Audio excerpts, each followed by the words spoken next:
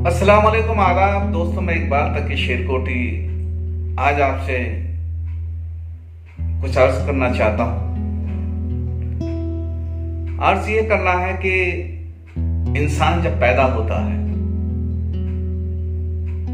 तो वो ना चल सकता है, ना वो बोल सकता है, और ना ही उसके जिस्म के अंदर इतनी ताकत होती है कि वो अपने काम खुद से अंजाम दे सके।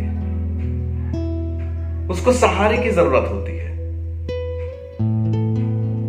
उसके खाने पानी का इंतजाम उसकी माँ दूध पिलाकर करती है या और अशिया उसको खिलाकर करती है, और उसके हर काम में किसी ना किसी का होना जरूरी होता है। वो बिना किसी की मदद के और बिना किसी सहारे के वो कोई काम नहीं कर पाता।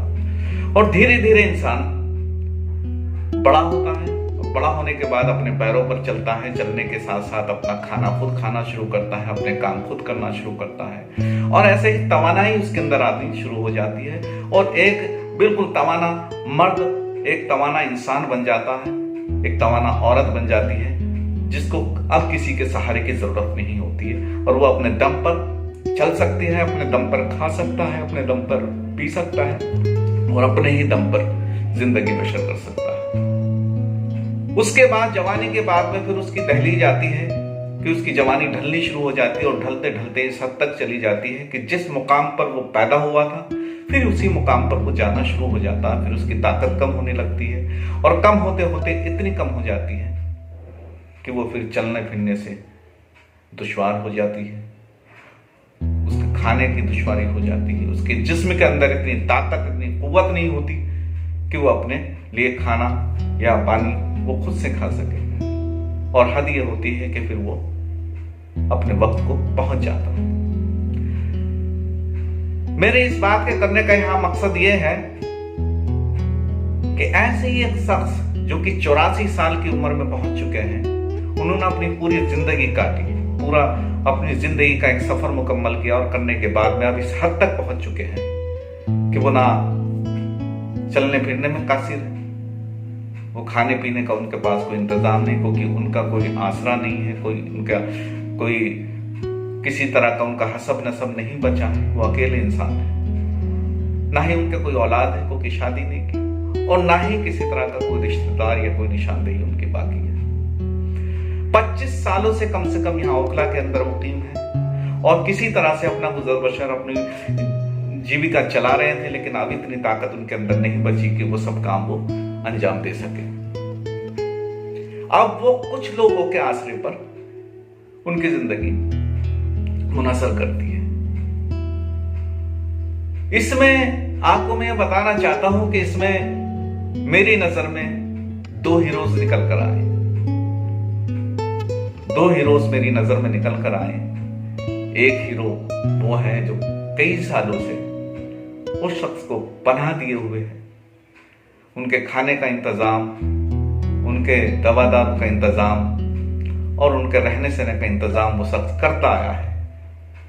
उसका नाम, वो कोई बहुत बड़ा एनजीओ चलाने वाला शख्स नहीं है, और ना ही वो कोई बहुत बड़ा लैंडलॉर्ड है, ना ही उसके पास कोई इतनी मिल्कियत है कि वो बहुत ही लैंडलॉर्ड हो और बहुत ही उसके पास मिल्कियत हो। एक छोटा सा चाय बेचने वाला इंसान उनके ये सारे काम कर रहा है। दूसरा एक हीरो जिनको मैं उनके पास पहुंचा, और पहुंचने के बाद मैंने उनसे दरियाफ्त किया, तो मैं भी उनसे मिलता रहता था बीच बीच में।